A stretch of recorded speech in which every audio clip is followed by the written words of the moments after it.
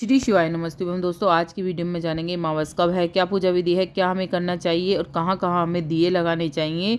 ऐसी 7 जगह कौन सी हैं जहाँ दिए लगाने से घर में माँ लक्ष्मी का वास अवश्य ही होता है। बहुत बड़ी मावस है और इस दिन दिए लगाने से घर में माँ लक्ष्मी खींची चली आती हैं। सभी चीज़ें इस वीडियो में बताऊंगी, लास्ट तक बने रहिएगा। अच्छी लगे तो लाइक सब्सक्राइब जरूर कर लीजिएगा, बाद में आप भूल जाते हैं। दोस्तों, क्या होता है, जो मावस होती है वो पितरों को समर्पित होती है। इस दिन जो पीपल की पूजा करने से सौभाग्य की प्राप्ति होती है।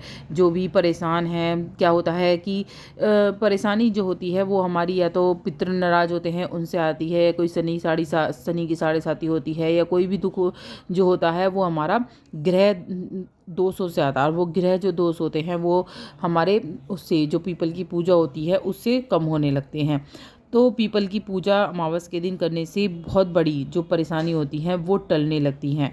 अमावस के दिन पितरों की पूजा करनी चाहिए। अमावस के दिन जो सोमवती अमावस होती है उसमें भोलेनाथ की पूजा करनी चाहिए, माता पार्वती संग। इससे सौभाग्य की प्राप्ति होती है। जो भी मियाँ बीवी में झगड़े होते हैं, परेशानी होती है, सोमवती अमावस पर किए गए उपाय सफल होते हैं। दोस्तों, सोमवती अमावस पर की कथा यही है कि एक बार एक जो गरीब ब्राह्मण था, उस परिवार में पति पत्नी और पुत्री रहती थी। उसकी पुत्री समय से गुजरने के साथ साथ वो धीरे धीरे बड़ी होने लगी थी। उस पुत्री को बढ़ती हुई उम्र में स्त्रियों सगुणों का विकास हो गया था, मतलब वो बड़ी हो गई थी, सुंदर लगने लगी थी, संस्कार थी, गुणवान थी, परंतु गरीब होने के कारण उसका विवाह नहीं हो रहा था। एक दिन उस ब्राह्मण के घर में एक साधु महाराज पधारे थे। साधु उस कन्या के सेवा भाव से बहुत प्रसन्न हुए। कन्या को लंबी आयु का आशीर्वाद देते हुए साधु ने कहा, इस कन्या के हाथ में विवाह योग्य रेखा नहीं है। तब ब्राह्मण दंपति ने साधु से इसका उपाय पूछा, कन्या ऐसा क्या करे उसके हाथ में विवाह का योग बन जाए। साधु महाराज ने कुछ देर विचार करने के पश्चात अपनी अंतर्दृष्टि से ध्यान करके बताया कि कुछ ही दूरी पर एक गांव में सोना नाम की एक धोबिन महिला अपने बेटे और बहू के साथ रहती है, जो बहुत ही आचार विचार संस्कार संपन्न तथा पतिपरायण है। यदि वह सुकन्या उस धोबिन के सेवा करे और वह महिला उसकी शादी में अपनी मांग का सिंदूर लगा दे, इसकी शादी में, तो इसके बाद उस कन्या का विवाह हो जाएगा। तो इस कन्या का जो है योग वो मिट जाएगा शादी न होने का। और साधु ने यह भी बताया कि वह महिला कहीं बाहर जाती आती नहीं है। यह बात सुनकर ब्राह्मणी ने अपनी बेटी से धोबिन की सेवा करने का प्रस्ताव रखा। अगले दिन से ही कन्या जो है वो प्रातःकाल उठकर सोना धोबिन के घर जाकर साफ सफाई और अन्य कार्य करके घर वापस आ जाती। एक दिन सोना धोबिन अपनी बहू से पूछती, तुम तो सुबह ही उठकर सारे काम कर लेती हो और पता ही नहीं चलता। बहू ने कहा, माँ जी, मैंने तो सोचा कि आप ही सुबह उठकर सारे काम खुद ही खत्म कर लेती हो, मैं तो देर से उठती हूँ। यह सब जानकर दोनों सास बहू घर की निगरानी करने लगी कि कौन है जो सुबह ही घर का सारा काम करके चला जाता है।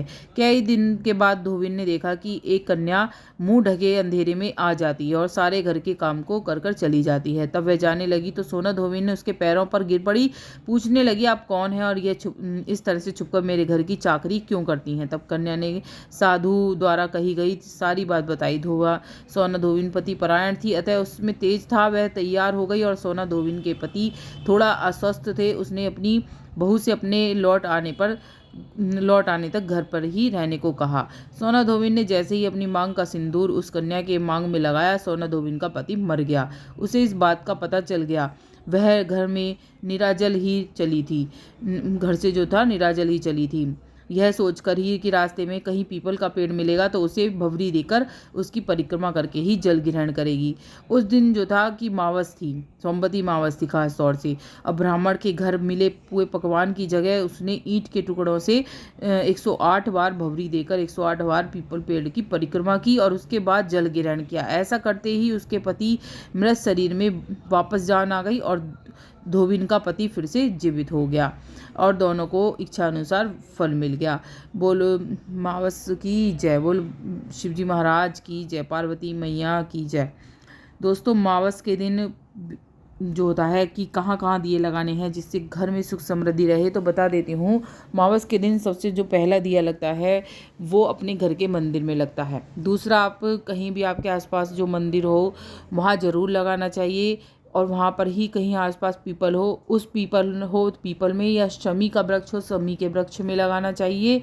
सम्मी के अलावा जो हमारा चौथा दिया लगेगा वो हमारा लगेगा तुलसा जी। अपने घर के जो तुलसा जी होती हैं उसमें आपको ज़रूर लगाना है। 5वां दिया आपको अपनी किचन में ज़रूर रखना है। याद रखें, जब किचन में आप दिया लगाएंगे तो सुबह को रात को मतलब सोते समय लगाना है। और बिल्कुल किचन जो बिल्कुल साफ़ होनी चाहिए आपकी सोते समय, और जब आपको दिया लगा के सोना है। इससे क्या होता है, भंडार भरे रहते हैं।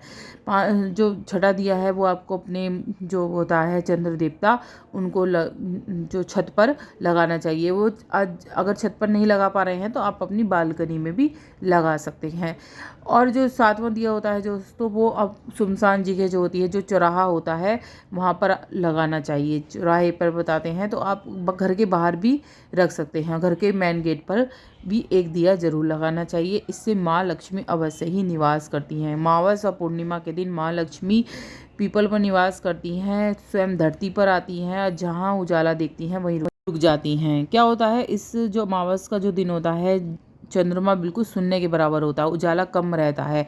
और जिस घर में प्रकाशित रहता है, प्रकाशित करने से दोस्तों हमारा जीवन भी प्रकाशित होता है। तो ये जो होता है अमावस के दिन दिए लगाने से, जगह जगह दिए लगाने से हमारे जो संकट होते हैं वो तो दूर होते ही हैं, सकारात्मकता आती है और माँ लक्ष्मी खींची चली जाती हैं। कहते हैं ना, जैसे अमावस पर दिवाली होती है तो अमावस पर दिए लगाए जाते हैं और माँ लक्ष्मी का आगमन होता है। ऐसे ही हर अमावस पर अगर इस तरह से करते हैं तो आपके घर में प्रकाशित होता है और माँ लक्ष्मी खींची चली आती हैं। करके देखिएगा, बहुत ही अचूक उपाय हैं।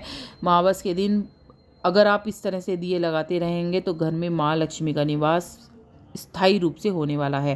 अमावस कब कब है यहाँ मैंने लिख दिया है, ज़रूर देखिएगा।